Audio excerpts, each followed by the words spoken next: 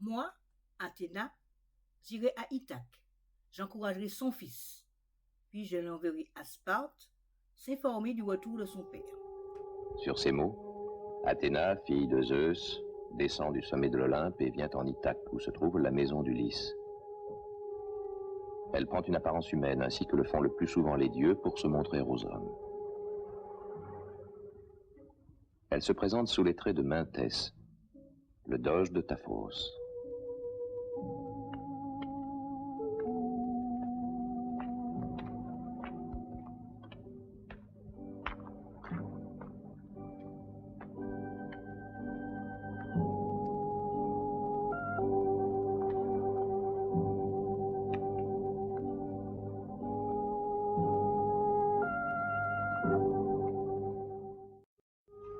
Dans la maison, une femme tisse une interminable toile. C'est Pénélope, la fidèle épouse d'Ulysse. Elle quitte rarement ce lieu qui fut sa chambre nuptiale, consacrant toutes ses pensées au souvenir de son mari, disparu depuis 20 ans. Redoutant ce que les dieux réservent à son fils et à elle-même.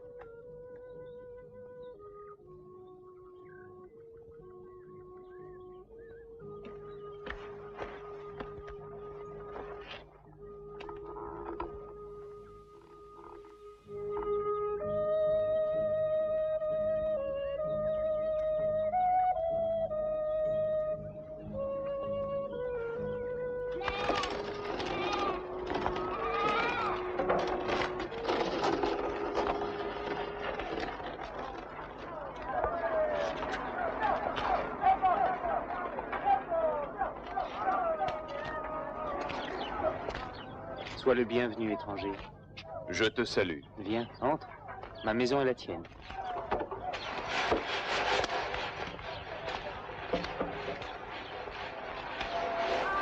C'est donc toi, Télémaque. Tu es le fils d'Ulysse. Ma mère m'appelle ainsi. Mais ce nom, moi, je ne l'ai jamais encore entendu des lèvres d'Ulysse. Euryclée, un hôte nous est arrivé. Suis-moi, étranger. Euryclée, fille d'Ops, achetée comme esclave encore enfant, avait été la nourrice d'Ulysse. Télémaque l'appelait grand-mère. Pénélope, un étranger vient d'arriver. Télémaque l'a accueilli. Peut-être apporte-t-il des nouvelles d'Ulysse. Ne conserve pas trop d'espoir. Prends garde, Pénélope. Le monde est rempli de vagabonds qui voyagent sous de faux noms, inventent de belles histoires pour s'attirer la confiance des naïfs. Il fera comme les autres, comme tous ceux qui t'ont donné d'Ulysse les nouvelles que tu espérais.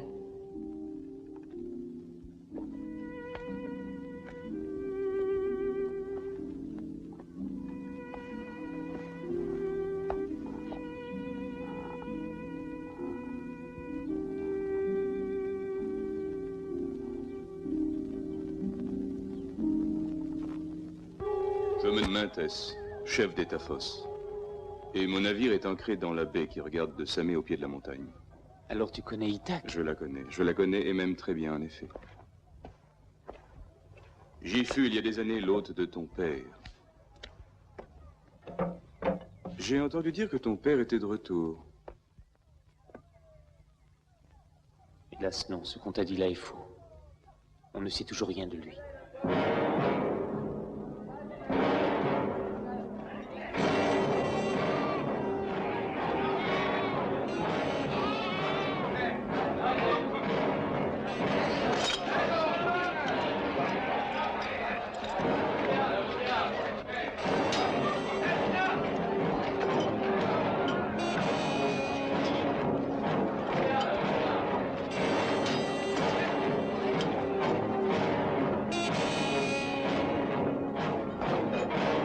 sont tous ces gens-là?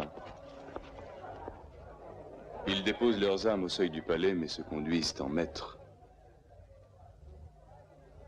De plus, je vois qu'ils t'ignorent. Peut-être est-ce parce que moi-même les néglige.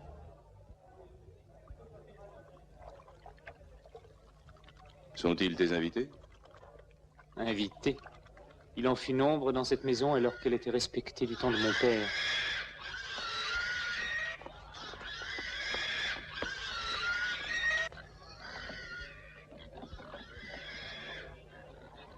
Mais comme tu peux le voir, le temps a bien changé la règle. Vivre dans cette honte est mon sort aujourd'hui. Regarde. Tous convoitent le trône. Ils viennent piller ma maison. Chaque jour un peu plus. Ces prétendants, ce sont des princes d'Ithaque et des îles voisines, Samé, Zante la forestière d'Ulishiu. Ils veulent ma mère pour épouse. Et ta mère est-elle obligée de reprendre époux? Elle ne voudrait pas, mais elle n'a pas le courage de s'y opposer. Je comprends sa faiblesse. Et cela dure depuis quand? Depuis assez de temps pour dévorer tous mes biens, et tu vois, c'est ce qu'ils font.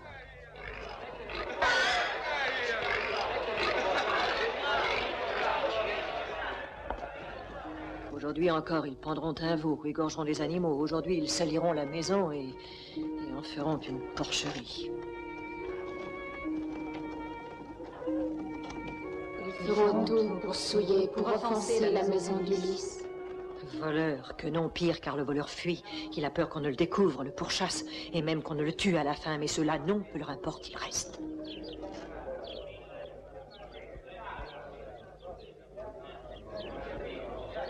Il y faudrait ton père. Mon père? Oui, qu'Ulysse à l'improviste se dresse au milieu du festin. Casque au front, bouclier, arc à la main. Quelles noces amères auraient ses prétendants? Non, étranger. Jamais il ne reviendra en sa maison. Je le crains. Le destin d'Ulysse est aux mains des dieux. Mais toi, entends-moi bien, écoute mon conseil. Va chercher la nouvelle. Et si de voix formelle tu apprends qu'il est mort, alors tu dresseras le marbre funéraire sur le rivage. Et puis tu donneras ta mère à un époux. Mais si d'une autre voix tu sais qu'il est vivant, Télémaque, je ne suis pas devin. Mais je sens en mon cœur qu'il en sera ainsi. Mais je dois partir, l'équipage m'attend.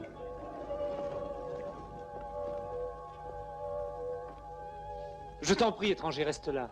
Fais comme je te dis, Télémaque, et sois fort. Attends, où dois-je aller? Affrète un bon navire et vogue vers Pylos. Là, tu verras Nestor, un ami de ton père. Athéna disparaît, tel un oiseau de mer. Mais la déesse a donné à Télémaque audace et énergie. Et surtout l'irrésistible désir de retrouver son père.